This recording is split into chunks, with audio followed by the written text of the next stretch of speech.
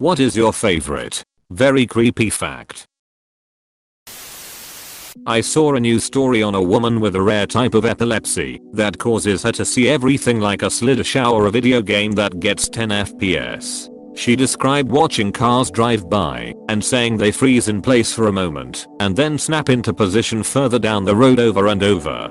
Her entire life is played out in front of her eyes in still frames, and because of that she wears blinders or earmuffs, because her senses are constantly contradicting one another, and it overwhelms her. I can't imagine how horrifying it would be to experience life like she does. Imagining lagging IRL 24/7. Sounds painful. I hope the afterlife is a thing, so these people can experience seeing everything at average human FPS.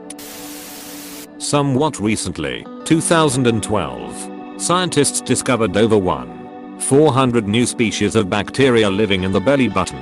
Everyone's belly button ecology is unique, added to the fingerprints and snowflakes list. In that same study, one volunteer's belly button harbored bacteria strands that had only ever been found in soil from Japan, where this man has never been. Given your username, I have a feeling you know exactly where the bacteria came from, lol. Bucake ruined my carpet, not my day. That's the spirit. Cotard's delusion is a rare psychiatric condition, severe cases of which cause the sufferer to wholeheartedly believe they are dead, putrefying, or simply do not exist. Some Cotard's patients refuse to eat, as they do not believe they need to, with one notable patient dying of starvation. Another woman once asked to be taken to a morgue, to be with the other dead people. I literally have a neighbor that has this, and I never knew what it was called. She constantly explains how she is dead, has no pulse, and how her husband denies her from being buried or sent to the morgue. She sincerely believes she is dead even if proved otherwise. The island of Okinoshima in the inland sea of Japan is known for two reputable things. 1. It's named Rabbit Island because of the overabundance of wild rabbits, and 2. The island has WWI ruins of a chemical weapons factory, creating poison like mustard gas in its attacks on China.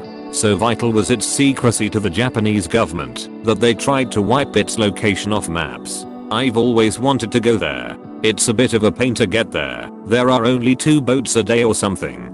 But the bunnies are cute and come straight over to greet you as soon as you get there. They're a bit bitty though. Watch your fingers. You forgot to bring the Holy Hand Grenade of Antioch. Yes, of course. The Holy Hand Grenade of Antioch.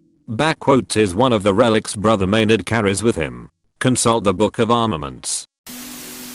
A human corpse decomposes 4 times faster in water than in the ground, and 8 times faster in open air than in the ground. Sky burial is such a crazy cool concept. When I'm dead, just throw me in the trash and then burn the trash so it gives the bar that nice smoky smell and it goes up in the air and turns into stars. That doesn't sound right, but I don't know enough about stars to dispute it. Scaphism.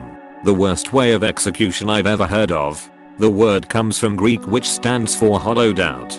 The victim is trapped between 2 boats, fed and covered with milk and honey, which then attracts all kinds of insects and vermin that fester and devours you over a couple of days. Kinda like that rat thing, where they heat up the cage or whatever so the rats escape through your body. Exactly. That was a typical medieval torture method which was used even for petty thieves, if I remember correctly. This was also shown in an episode of Game of Thrones. Room 101 contained this, for Winston Smith. Similar. His was a mask full of starving rats that would have devoured his face. When a person is electrocuted in the electric chair, they feel everything. They are fully aware of their bodies being fried as it happens in real time. One inmate who survived the first round of electrocution said it tasted like cold peanut butter. Not good if you're allergic to nuts. True. You could die from this if you are allergic. In 1844, there was a case of hysteria in a French convent of nuns. One started meowing, and after a week all the nuns were meowing harmoniously in the afternoons. It didn't stop until neighbors called soldiers. There was a similar happening in Germany. The entire population of the village danced and partied themselves to death. That was likely more due to mold in the grain they used to make bread. They were literally tripping their faces off constantly. If this is true, then makes a lot more sense.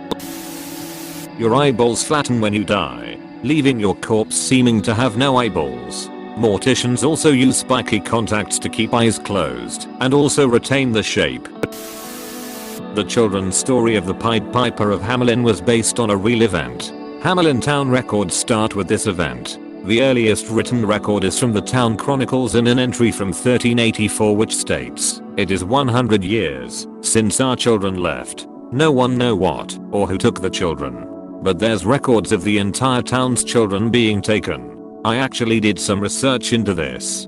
Historians believe the children were not taken as in kidnapped. No mysterious man grabbed all the children and took off. Instead, an illness probably spread which mostly impacted children who have a weaker immune system and are not as strong. The illness probably killed most, if not all, of the children. Another theory is that the rat catcher didn't kidnap them. Instead, the parents gave them to him as payment instead of money. That's how it's presented in the Law podcast. German states were creating new settlements in eastern regions and needed settlers. Individuals would go from town to town offering payment for people including kids. Parents in desperate need of cash sold off their children and created the Pied Piper story to hide their shame. Doesn't sound plausible now that I type it out. Lore is about folklore and the history behind it.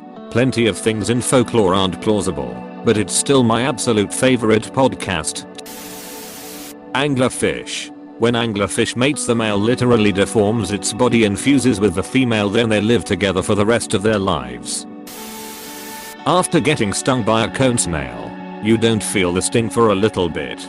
There is no antivenin, and it can be lethal. Treatment is basically keeping the victim alive until the venom wears off. That's just like the blue-ringed octopus. But we gotta restrict blood flow from bite, right? I think it's more that you need to get put on a respirator until the paralysis wears off. There is a rare genetic disease called fatal familial insomnia where over the course of months you literally cannot go or be put to sleep, no matter what you take or what you do. The symptoms get progressively worse until finally you stay awake watching yourself go insane until you die from exhaustion.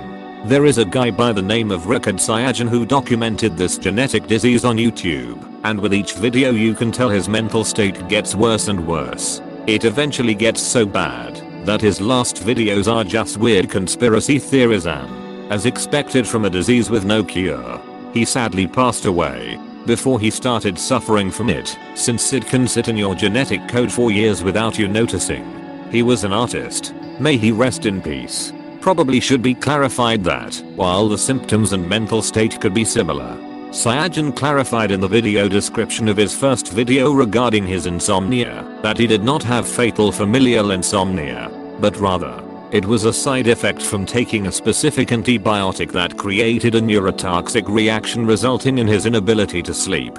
Which antibiotic? He doesn't say the name, but in the description he said this tragedy happened last summer, August 2015 US, after taking 2 weeks course of 13,000 mg fluoride and genotype toxic based antibiotic. I can't mention the medicine name here to avoid discomfort of the third party. He also offered his ML in case people watching had guessed the name and wanted to know what the drug was. I suppose he didn't want legality issues, but if someone watching had been taking the drug they cold messaged him to double check if they should seek help. When you happen to be murdered, there is only an about 40% chance that your murderer will be found and punished. When, not if. Yes, everyone gets murdered, right? The human brain continues to give off electrical signals for 20 to 40 seconds after death. This is why sometimes people move right after they die. We took my mom off life support and held her hands as she passed. She had been unconscious for days at that point, unmoving. When she died, her whole body moved like she was having a seizure, which was really upsetting. It's just the last bit of electricity in your brain going out. Also, hearing is the last sense to leave. So if you are with someone who is dying, please keep talking to them. The bodies of the sailors who died on the Edmund Fitzgerald are still down there, almost perfectly preserved, due to the water at that depth being just barely above freezing. Divers who have explored the wreckage have seen their bodies frozen in place to parts of the ship, and have come back reporting that they feel as if they were being followed during their time underwater. Photos were taken, but per the request of the crew's family, they have never been released to the public. I always forget that the Edmund Fitzgerald sunk in 1975. It had a law that make it seems like it happened in like 1870. The Great Lakes are yet untamed and everyone forgets that because they're lakes. Superior is terrifying in a November gale. By all accounts the Great Lakes are less lakes and more inland freshwater seas.